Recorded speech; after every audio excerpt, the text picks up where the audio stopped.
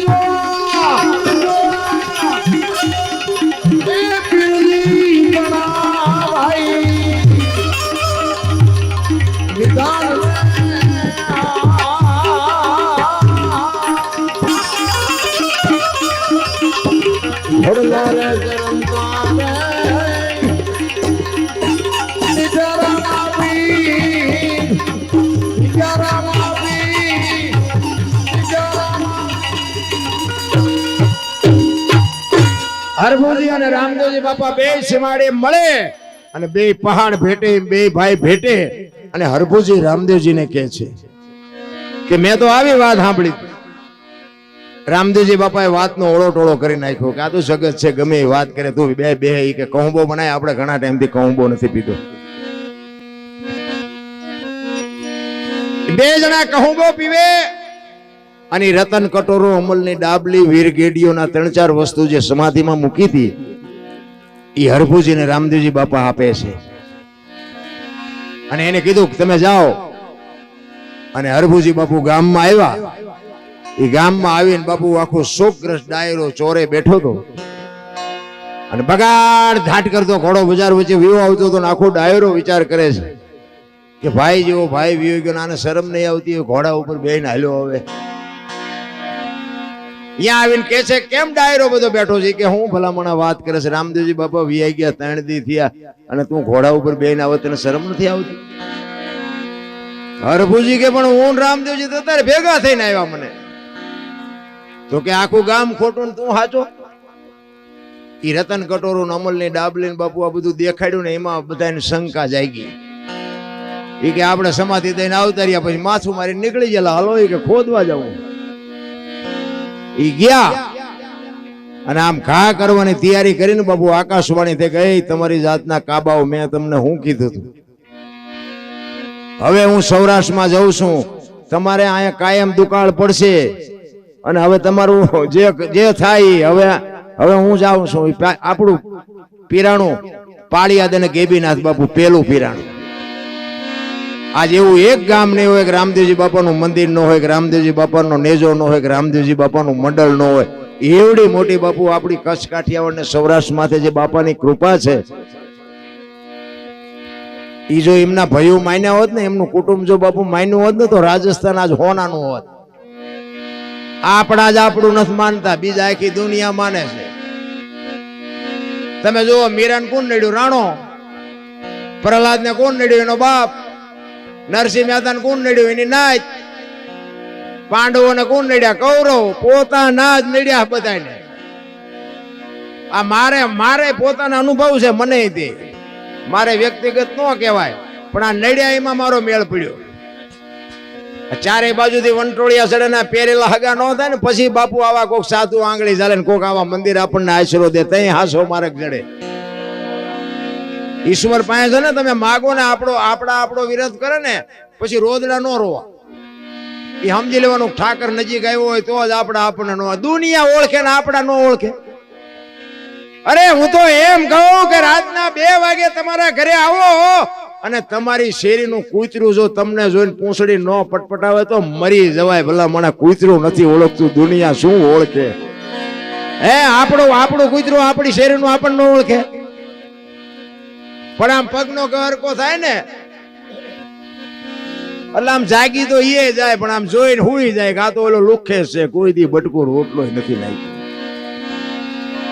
પ્રેમ બાપુ પ્રેમની જરૂર છે, ભાવની જરૂર છે, બાકી કોઈને કાંઈ ઘટતું નથી.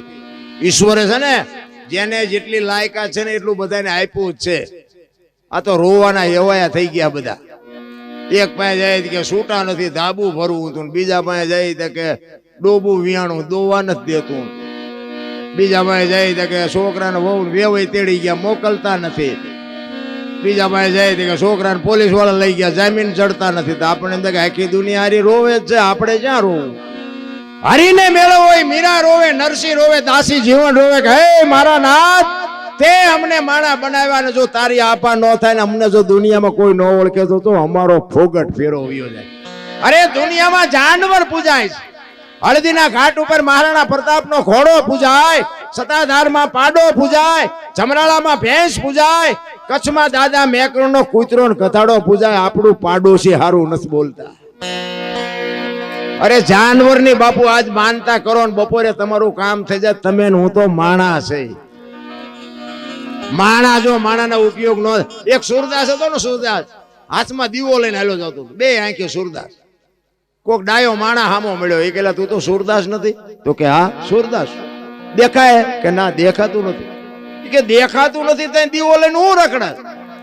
ઈ કે આવડા ભાળે મારી નો ભટકાય ને તેમાં દીવો રાખ્યો છે, ઈવડા એ મને પસાડે છે, હું નથી ભાળતો. આવડા ભાળે મારી યાર ભટકાય છે. વાત એ સાચી નથી? સુરદાસ નક્કી કર્યા વગર પગ ન મૂકે. ખાઈડમાં જઈ ત્યાં ખબર આપણે નથી ઘણા જોતા, આપણે એમ થાય કરે તારી ભલે આમને તો મારી બેટી આવક ઘણી લાગે, હારી હારી ગાડીઓ હારા કપડા બધું પહેરી નીકળતા હોય. આ તો 2-4-100 મહિના થાય તો 40 વીઘાનું જાય ત્યાં ખબર પડે કે આ તો દેણ આમ કરી ગયા. ખોટા આડંબરની જરૂર નથી. મને ઘણા એમ કે હમણાં જ અમારા અંદર બેઠા હતા ને કહેતા હતા કે તમે ગાડી લઈ લો ગાડી. મેં કીધું આવડિયા રખડે એ બધી આપડી નથી. શું કામ આ લોહી ઉકાળા શું કામ કરવા જોઈએ?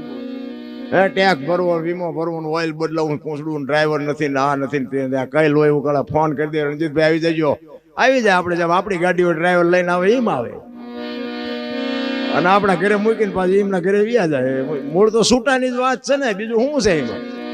ગાડીમાં જ ઉતરવી તો જ એન્ટ્રી પડે.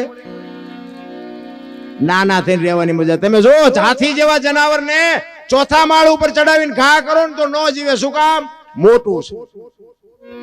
અને આ ઈયળ ને મચ્છર ને મકોડા ને માખ ને કીડી ને બાપુ દવામાં મળે ઘા કરો ને તો નો મરે. શું કામ? નાના છે. નાના થઈ જાવ ને,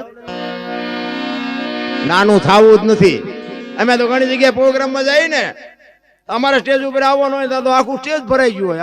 આપણે તમે ગાવશો તો કે ના, મંજીરા વગાડો કે ના, તબલા વગાડો કે ના, તો પણ અમને બે અવાજ દો ને. અમારે હાટું કર્યું તો આમ આમ આમ કરીને અમારે ચેક બે આવવું પડે. પછી આયોજક કોઈ ખારા હોય ને તો આવે ને એમ કે આપણા સરપંચ આવ્યા, થોડોક આગો બેસ. સરપંચ ને બે પછી ધારાસભ્ય આવે, થોડોક આગો બેસ. ધારાસભ્ય એમ કરતા કરતા જોડામ કાઢે. એના કરતા પાથરા જોડામ બેઠા હોય કોઈ કેમ આઘા જાવ. પણ બે આવું જ નથી, બધા ગાડલા જ ગોતે. બોલો, નાના થઈને રહેવાની મજા છે. જીવન મળ્યું છે ને, મને તો એમ થાય કે 5 તત્વનો દેહ મળ્યો છે ને, પ્રકૃતિ હારે થોડુંક જીવતા શીખી જાય. મને ઘણા બધા એમ કે મને કે આ પૈસા ને વિજ્ઞાન આટલું બધું વધ્યું તો આટલી બધી બીમારી જેમ છે. મેં કીધું એ તો વાત છે. તો મને કે આ ઝૂંપડામાં કામ કરે થતું. મેં કહ્યું આપણે જ્યાંથી દુકાને જે વસ્તુ લઈને એ ઝૂંપડામાંથી લે છે, પણ એવડાય પ્રકૃતિ હારે જીવે છે. અને તમે બધું હાથે ઊભું કર્યું છે. રોગના ઘરમાં ઘાલ્યા. હવે ઓલા ઝૂંપડામાં રહે ને એને ફ્રીજ નથી, ટીવી નથી, પંખો નથી, લાઈટ નથી, કાંઈ નથી. બાપુ કોઈ દી માંદા પડે?